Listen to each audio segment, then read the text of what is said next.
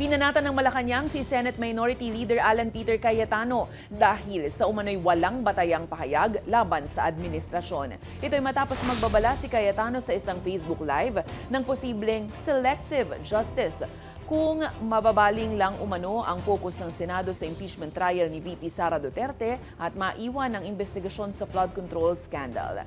Buwelta ni Palace Press Officer Claire Castro, tuloy ang galaw ng mga ahensya sa pag-iimbestiga at pagsasampa ng kaso kaugnay ng flood control controversy.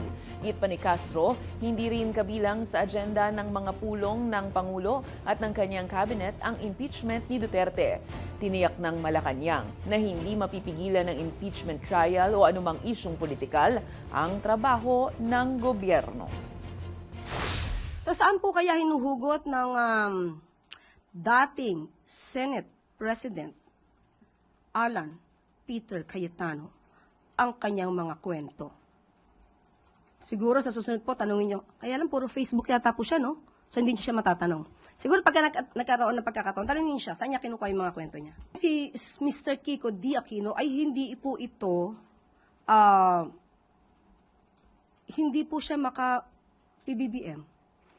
Isa po siyang madalas mag-criticize sa gobyerno. Kaya muli, ang sinasabi ni Senator Alan Cayetano ay puro pang-iintriga. Walang basihan, walang pinanghuhugutan.